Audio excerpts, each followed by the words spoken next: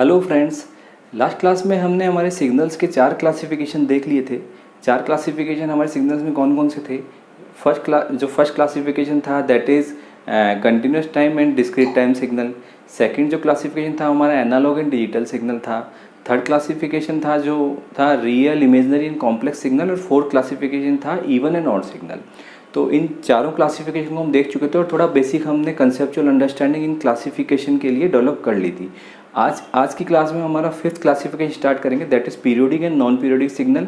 और ये जो फिफ्थ क्लासिफिकेशन है ये हम हमारी फर्स्ट क्लास में देख चुके थे कि ये फिफ्थ क्लासिफिकेशन है, ये कैटेगरी ए में है। ए मीन्स गेट में क्वेश्चन आने की मैक्सिमम प्रोबेबिलिटी इन दो क्लासिफिकेशन, मतलब जो आज हम फिफ्थ क्लासिफिकेशन पढ़ेंगे वो, और उसके बाद में जो सिक्स्थ है that is energy and power signal.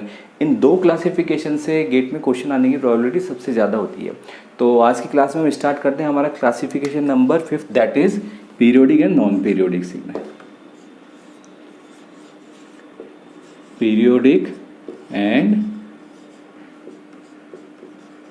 Non periodic signal.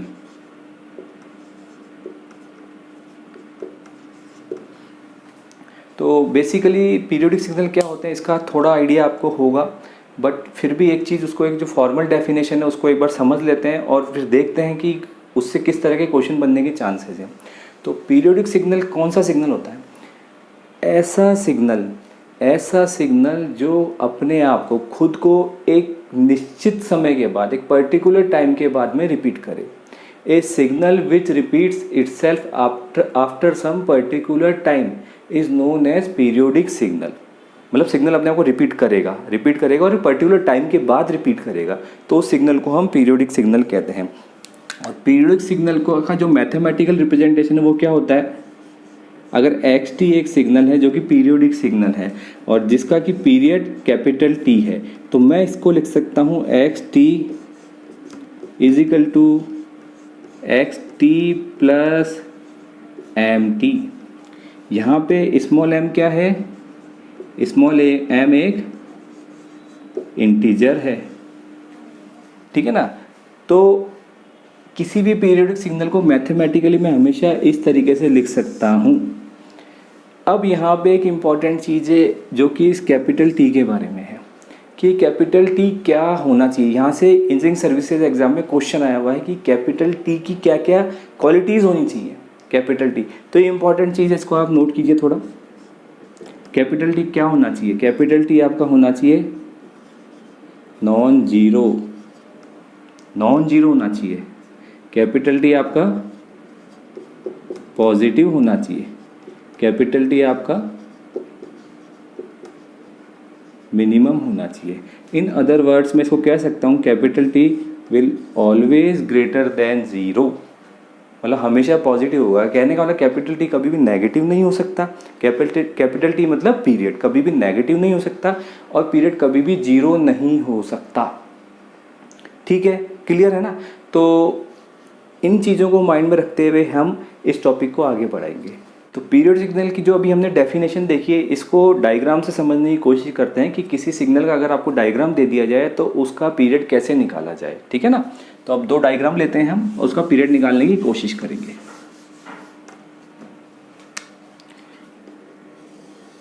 यहाँ पे मैं 2 डायग्राम ड्रॉ कर रहा हूँ।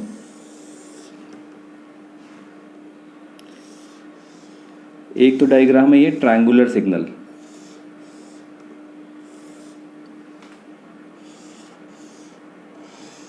यहाँ पे एक इम्पॉर्टेंट चीज़ और है कि पीरियोडिक सिग्नल हमेशा अपने आप को रिपीट करना, जो रिपीट कहाँ से कहाँ, माइनस इन्फाइनाइट से प्लस इन्फाइनाइट के बीच में अपने आप को रिपीट करना चाहिए। ये माइनस इन्फाइनाइट मतलब टाइम की वैल्यू माइनस इन्फाइनाइट और टाइम की वैल्यू प्लस इन्फाइनाइट। अगर सपोज करें सिग्नल माइनस इन्फाइनाइट से प्लस इन्फाइनाइट के बीच में अपने आप को रिपीट नहीं कर रहा, फॉर एग्जाम्पल ये मैंने सिग्नल ड्रॉ कर दिया जो केवल टाइम की पॉजिटिव वैल्यू के लिए अपने आप को रिपीट कर रहा है, नेगेटिव वैल्यू के लिए अपने आप को रिपीट नहीं कर रहा है, तो ऐसे सिग्नल पीरियोडिक सिग्नल नहीं होंगे। ये सिग्नल नॉन पीरियोडिक सिग्नल है। मतलब मस्ट कंडीशन है कि सिग्नल अपने आप को माइनस इन्फाइनाइट से प्लस इन्फाइनाइट के बीच में रिपीट करना चाहिए।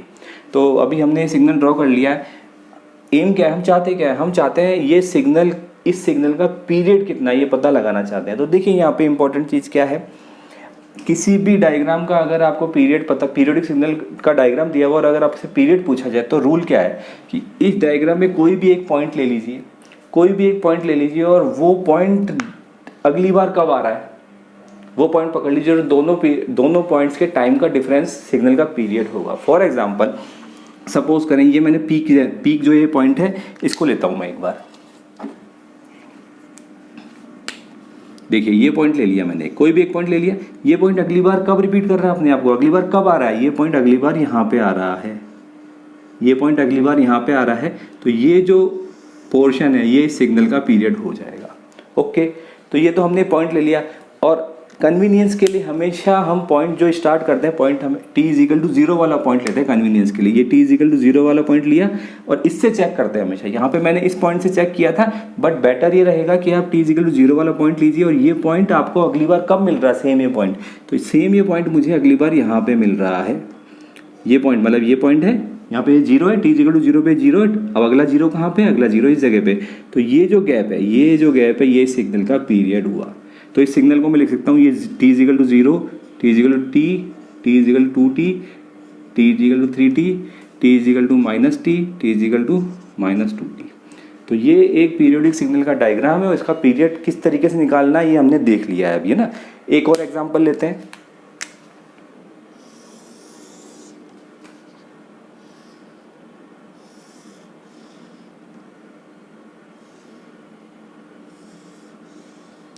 ये कुछ इस तरह का सिग्नल है जो अपने आप को रिपीट कर रहा है और मैंने यहाँ पे टाइम एक्सिस पे कुछ टाइम की वैल्यू ले लेते हैं। अब की बार ये ले लेते हैं -1 +1,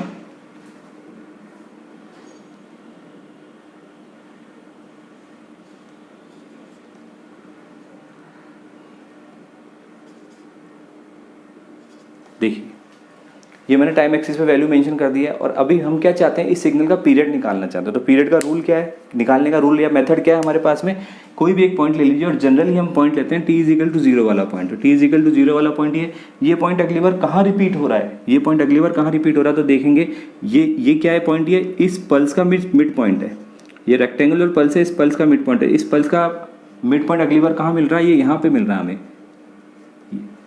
तो इट मीन्स इस सिग्नल का पीरियड कितना हो गया, t=0 है, इस सिग्नल का पीरियड कितना हो गया, ये हो जाएगा 3 - 0 = 3 सेकेंड। तो बहुत इजी है सिग्नल का पीरियड निकालना, डायग्राम से पीरियड निकालना बहुत इजी है, आपको पहले से आता होगा, सिंपली मैंने एक तरह से कुछ रिवाइज कर दिया है। तो अब इस टॉपिक में हम आगे बढ़ते हैं और अब ये जो सिग्नल हमने लिया है xt लिया है, इसके छोटे भाई की बात करें। छोटा भाई मतलब डिस्क्रीट सिग्नल की बात करते हैं कि डिस्क्रीट पीरियोडिक सिग्नल में क्या होता है। सेम है, बिल्कुल सेम है, बस थोड़ा सा डिस्क्रीट से हम लोग जनरली डील नहीं करते हैं तो कई बार उसके पीरियड निकालने में थोड़ा बहुत कन्फ्यूजन हो जाता है, लेकिन अभी हम देख लेंगे, उस कन्फ्यूजन को भी दूर कर लेंगे। तो अगर डिस्क्रीट सिग्नल की बात करूँ तो डिस्क्रीट सिग्नल जो पीरियोडिक है उसके लिए कंडीशन क्या होगी, n+m_n।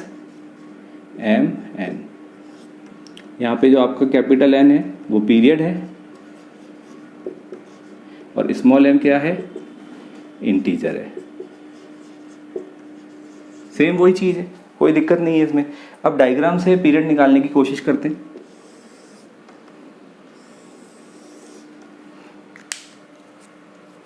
एक डिस्क्रीट सिग्नल लिया है मैंने, दैट इज xn, जो कि n=0 पे जिसकी value +3 +2 +1 +3 +2 +1 +3 +2 +1 +2 +1, n=0 1 2 3 4 5 and so on, +3 +2 +1 and so on. तो मुझे अगर इस सिग्नल का पीरियड निकालने के लिए कहा जाए तो रूल क्या है, कोई भी एक पॉइंट ले लीजिए जो जनरली हम n=0 वाला पॉइंट लेंगे यहाँ पे, वो पॉइंट मुझे नेक्स्ट कब मिल रहा है, उन दोनों के गैप का डिफरेंस, जो टाइम पीरियड है, जो उन दोनों के टाइम पीरियड का जो टाइम के पॉइंट है उनका डिफरेंस। तो देखिए यहाँ पे पॉइंट ले लेता हूँ n=0 पे इसकी वैल्यू कितनी, +3, अगला +3 मुझे कहाँ मिल रहा है, n=3 पे। तो कहने का मतलब इस सिग्नल का पीरियड कितना हो जाएगा, 3 - 0 दैट इज 3 सेकेंड। अब आप कहें कि नहीं मैं तो n इक्वल 0 से चेक नहीं करूंगा, मैं n इक्वल 1 से चेक करना चाहता हूँ, तो n इक्वल 1 से चेक कर लीजिए। n इक्वल 1 पे इसकी वैल्यू कितनी है, +2। अगला +2 कहाँ है, n इक्वल 4, दोनों का डिफरेंस 4 - 1 दैट इज 3। पीरियड हमेशा आपको 3 मिलेगा। चेक करने का हमारे पास में ये मेथड है ना। एक और डायग्राम ले लेते हैं।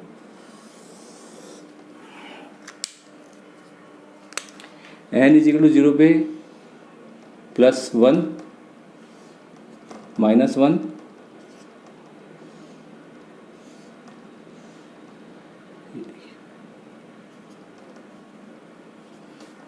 ये एक पीरियोडिक सिग्नल का डायग्राम मैंने ड्रॉ किया है।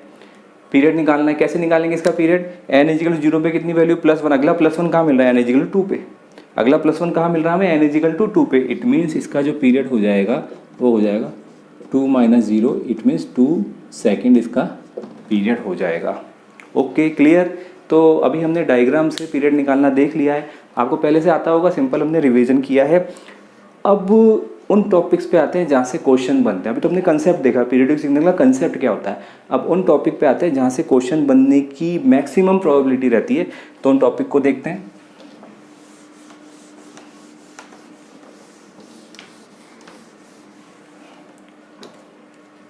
तो अभी हम क्या लेना चाहते हैं, सपोज करें मेरे पास में एक सिग्नल x है, जो कैसा है, जो दो सिग्नल से मिलकर के बना है, x1t प्लस x2t।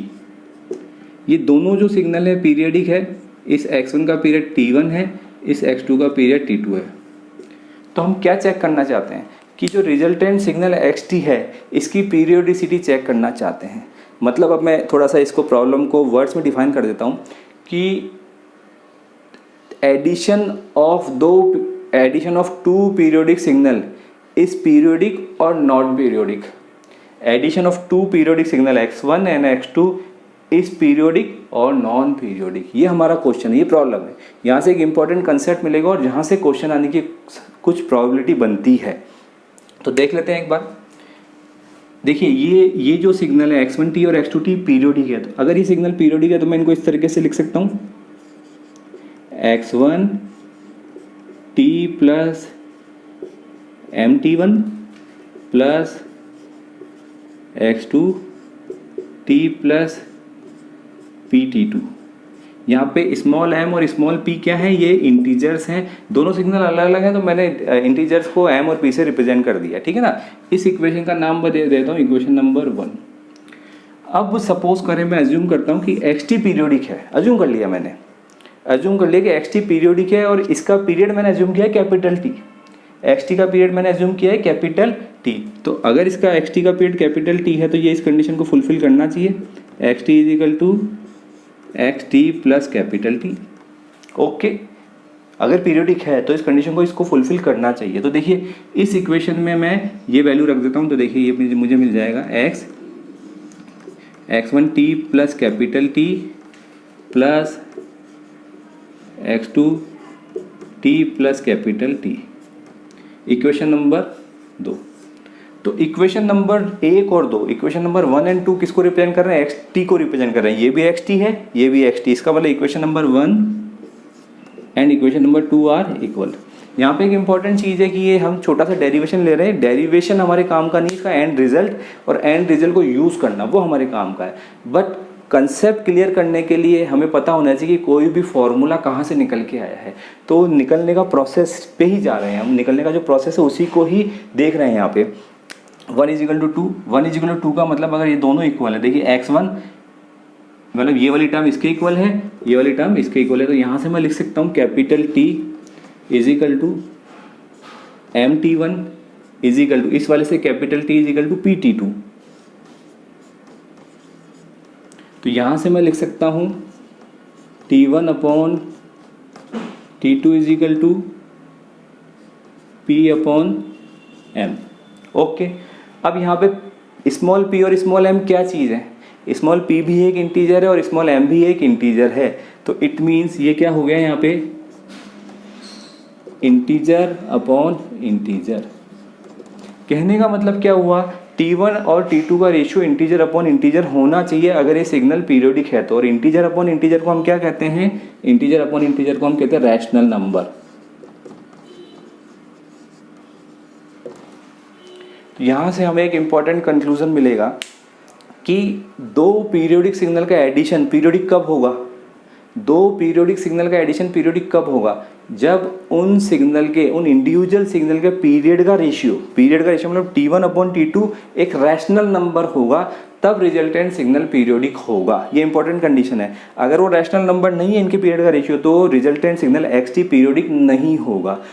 अब अगर पीरियोडिक है सिग्नल, तो अगला क्वेश्चन है कि पीरियोडिक है तो उस सिग्नल का पीरियड क्या होगा। t यहाँ पे होने वाला है LCM of T1 and T2।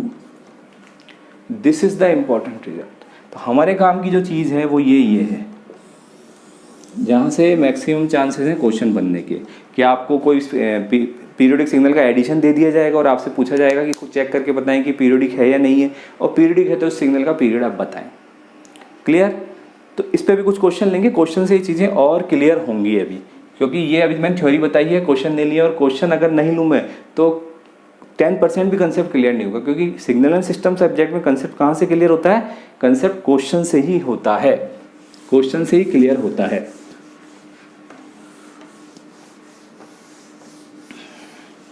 अब थोड़ा सा रैशनल नंबर को थोड़ा सा और देख लेते हैं कि रैशनल नंबर क्या होता है, क्योंकि इधर भी थोड़ा सा कंफ्यूजन रहता है।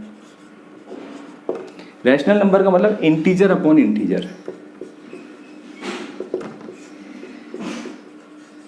मतलब क्या हुआ, 1/2, 3/4, 5/9, ये सारे रैशनल नंबर हैं। ओके, सॉरी 0.333, ये भी एक रैशनल नंबर है। ये क्या हो जाएगा, 3/1000 हो गया, इंटीजर अपॉन इंटीजर, तो ये भी एक रैशनल नंबर हुआ। 22/7 इंटीजर अपॉन इंटीजर, ये भी एक रैशनल नंबर हुआ। पाई होता है 3.14 एंड सो ऑन, पाई होता है 3.14 and so on. Pi is irrational number, pi is, अब आप कहेंगे कि सर 22/7 रैशनल और पाई इरेशनल क्यों, क्योंकि पाई की ये जो 22/7 है, ये अप्रोक्सीमेट वैल्यू है, पाई की एग्जैक्ट वैल्यू नहीं है। तो अगर मैं आपसे 22/7 के लिए पूछूंगा तो वो रैशनल नंबर हुआ, लेकिन अगर मैं आपसे पाई के लिए पूछूंगा तो pi is not rational number, pi is not rational number. ठीक है ना, ये इंपॉर्टेंट चीज़ ध्यान रखिएगा। इसी तरीके से √2, √5, ये सब चीज़ें इरेशनल नंबर। तो जहाँ पे इस तरह की चीज़ें आ जाएंगी, क्योंकि इसका हमें काम पड़ने वाला है अभी इन चीज़ों का, क्योंकि हमारे रिजल्ट कुछ इस तरीके से निकल के आएंगे। रिजल्ट कभी पाई मिल जाएगा आपको, कभी रूट मिल जाएगा, तो वो इरेशनल नंबर होंगे, और उस केस में आपका रिजल्टेंट सिग्नल पीरियोडिक नहीं होगा। Okay, clear? अब कुछ क्वेश्चन लेकर के समझने की कोशिश करते हैं। क्वेश्चन से पहले कुछ एक आध इंपॉर्टेंट कंसेप्ट और ले लेते हैं। इसके छोटे भाई की बात कर लेते हैं हम। क्वेश्चन से पहले इसके छोटे भाई की बात कर लेते हैं। छोटा भाई मतलब discrete signal.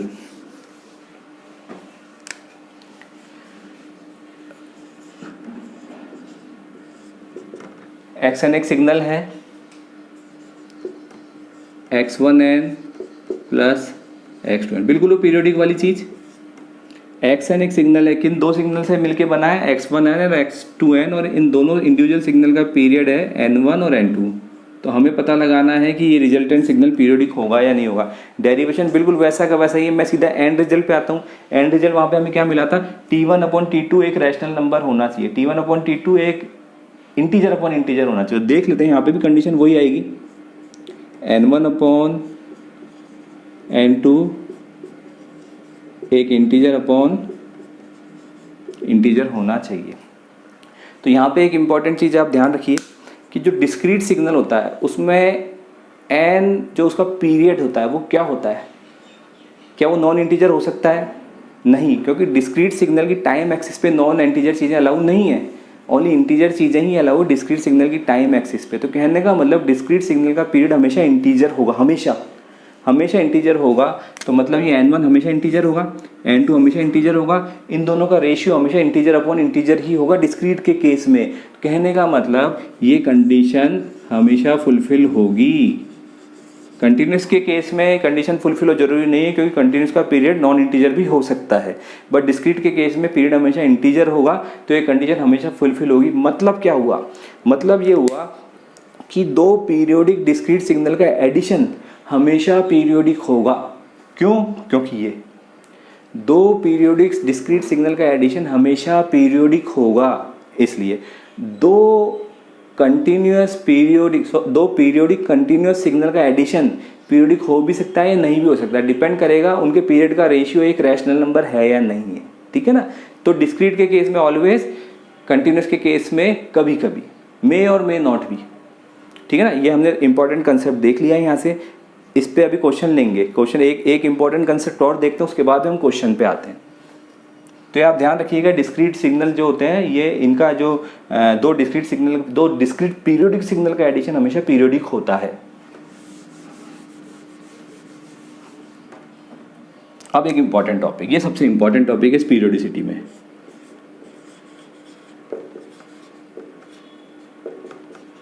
Periodicity of discrete time sinusoidal signal. देखिए यहाँ पे मैं बात कर रहा हूँ, एग्जांपल लेते हैं एक्स टी। देखिए मैं कंटिन्यूस सिग्नल लिख रहा हूँ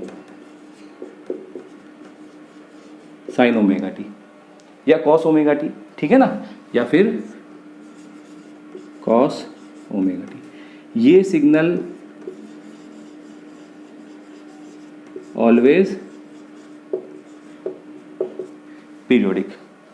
कंटिन्यूस टाइम साइन और कोसाइन सिग्नल हमेशा पीरियोडिक होते हैं, but discrete time signal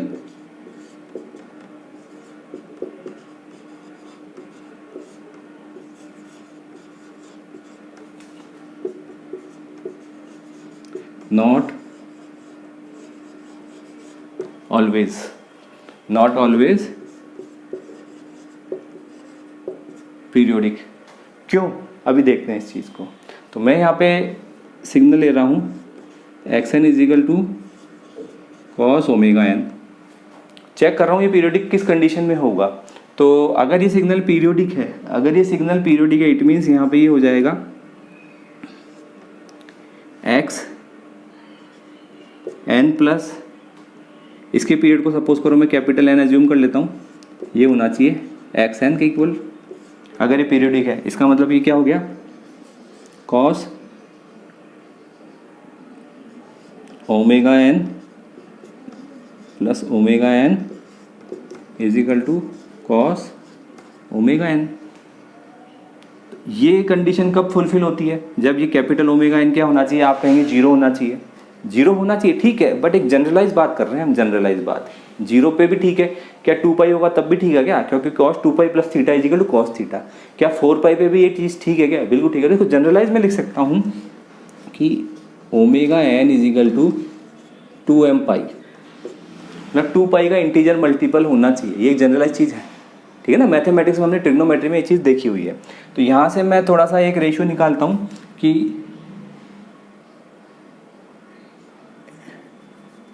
n upon m is equal to 2 pi upon omega. Okay, clear.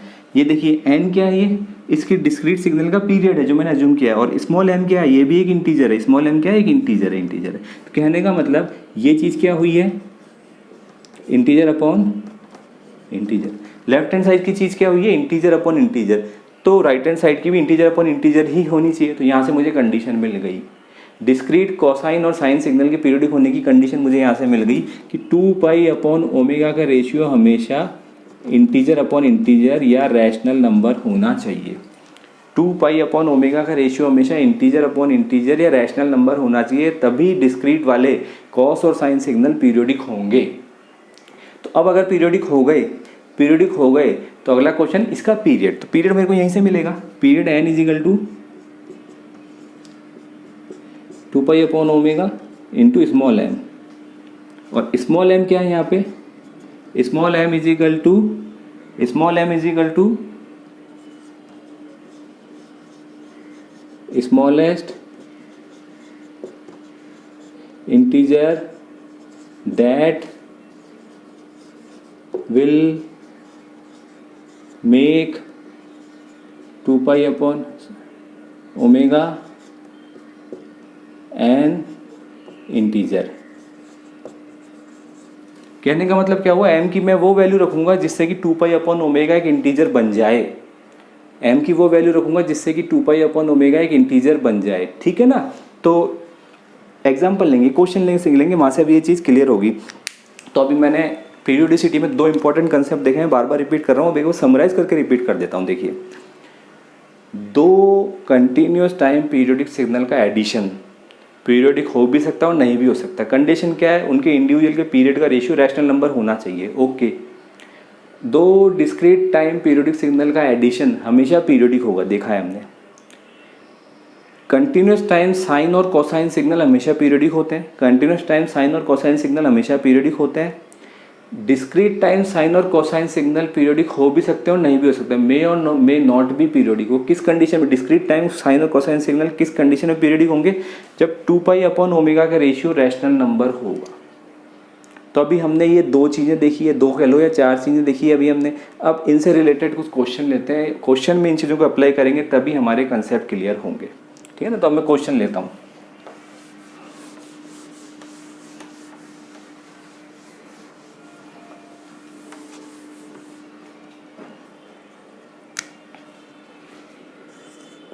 Question 1, cos t plus pi by 4।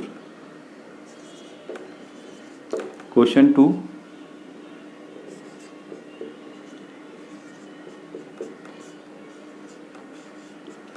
Question 3,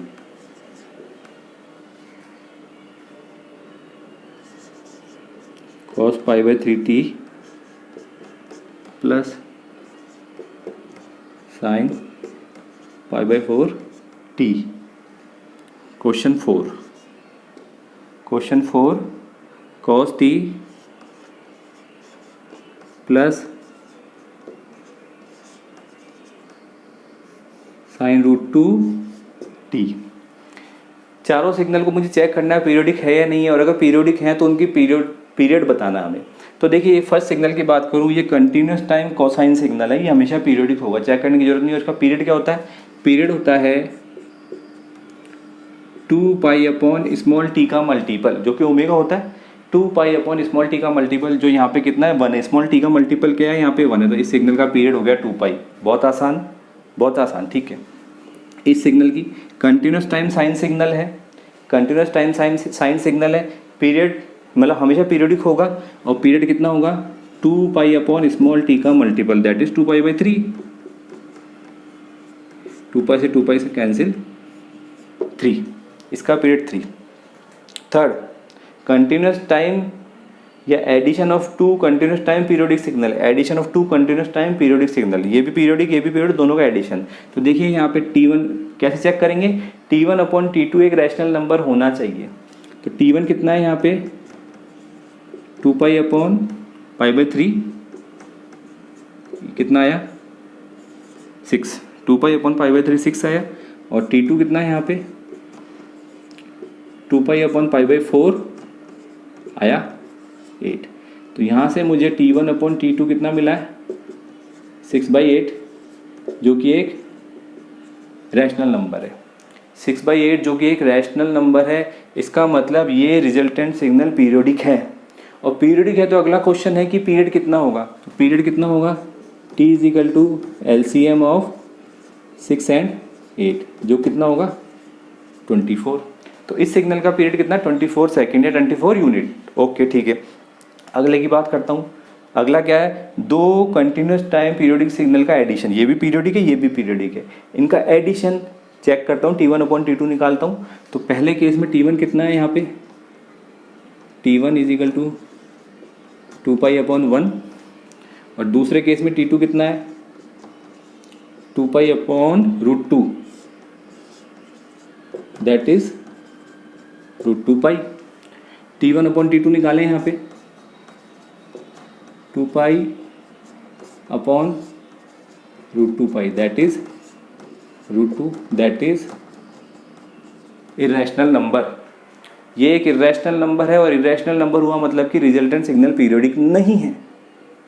cheese clear हुई? मेरे ख्याल से चीज़ क्लियर हुई होगी। कंटिन्यूस वाले सिग्नल की पीरियोडिसिटी कैसे चेक करते हैं। तो हमने ये 4 एग्जाम्पल लिए हैं, आसान एग्जाम्पल है, इनसे हमारे कंसेप्ट क्लियर हो गए होंगे। अब कुछ और क्वेश्चन लेते हैं, आप चाहें तो इसका स्क्रीनशॉट ले सकते हैं।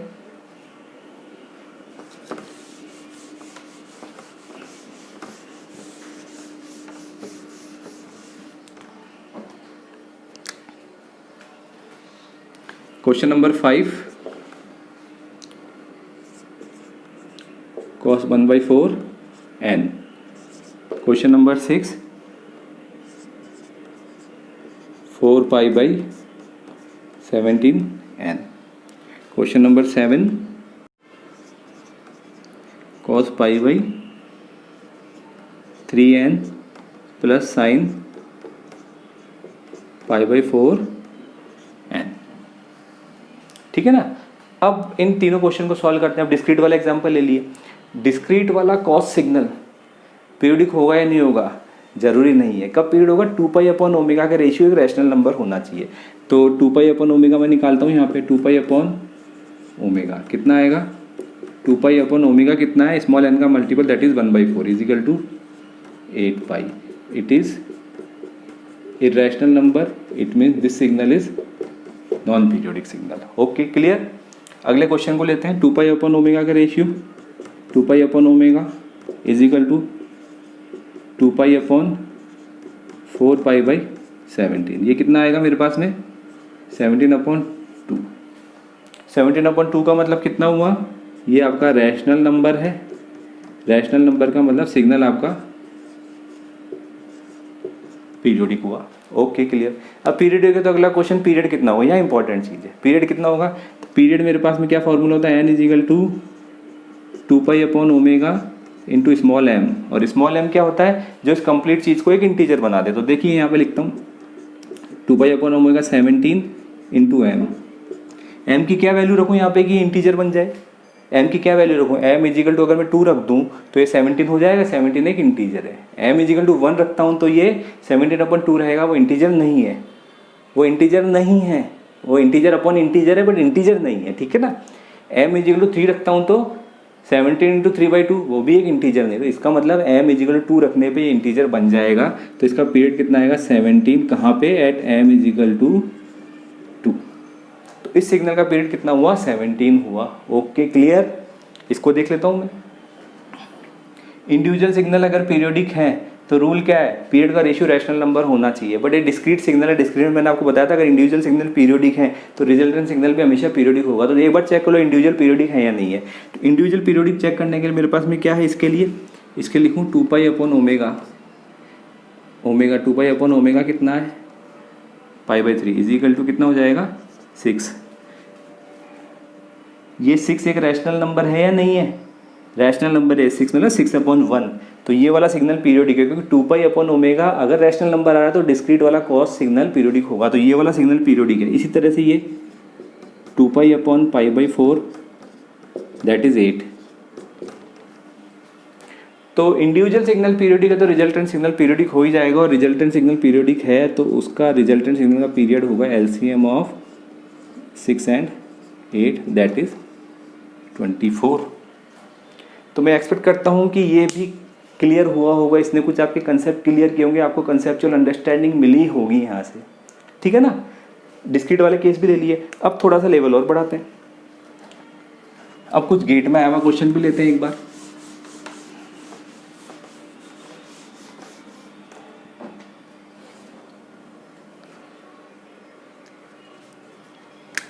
क्वेश्चन नंबर 8 क्या कहता है,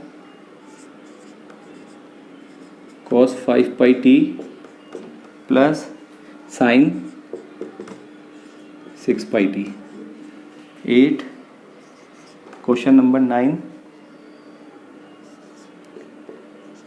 sin pi square n and question number 10। चल 10 बाद में लेंगे। इसकी बात करता हूँ मैं। कंटिन्यूस वाला कॉस पीरियोडिक, कंटिन्यूस वाला साइन पीरियोडिक, दोनों का एडिशन T1/T2 अगर रैशनल है तो पीरियोडिक। T1 अपॉन T2 निकाल लेता हूँ। इसका T1 अपॉन इसका T1 कितना होगा, T1 होगा 2 pi upon 5 pi is equal to 2/5। Okay, इसका पीरियड कितना होगा 2 pi upon 6 pi is equal to 1/3। तो T1 अपॉन T2 मैं यहाँ पे निकालूँ, T1 upon T2 is equal to 2/5 upon 1/3। कितना होने वाला है ये 6/5, जो कि एक रैशनल नंबर है, मतलब सिग्नल आपका पीरियोडिक हुआ।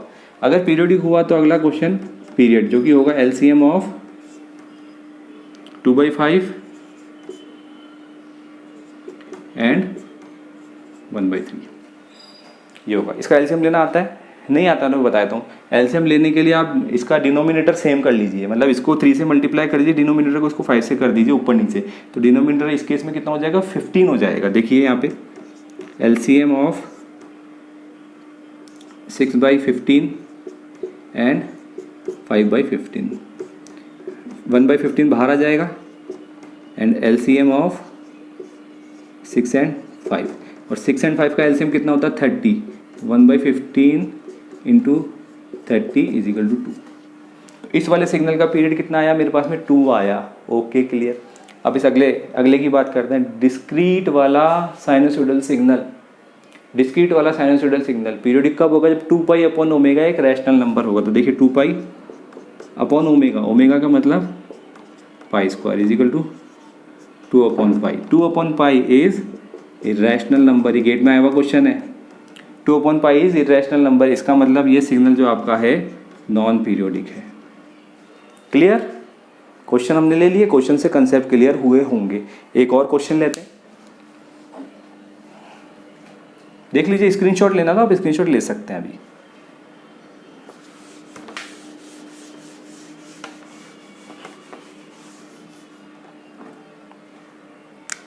क्वेश्चन नंबर 10, क्वेश्चन नंबर 10 है 1 + 2 cos πt plus 3 sin 2π/3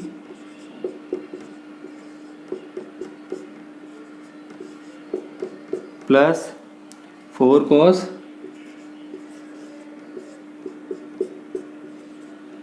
2t plus π/4।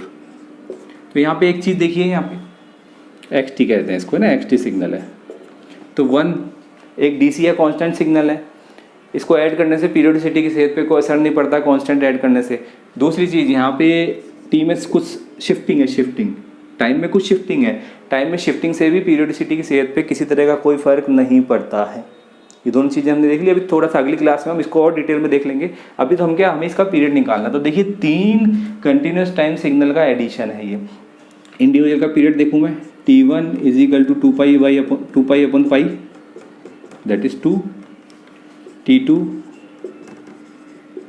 2 pi upon 2π/3 that is 3 and T3 2 pi upon π/2 that is 4। तो देखिए तीनों सिग्नल के इंडिविजुअल के पीरियड T1 T2 T3 2 3 4 हो गया। तो रिजल्टेंट सिग्नल पीरियोडिक होगा। हाँ, 3 सिग्नल के लिए, 3 सिग्नल के केस में पीरियोडिसिटी कैसे चेक करें, ठीक है ना। तो देखिए T1 upon T2 T2 upon T3 and T1 upon T3 rational number होने चाहिए।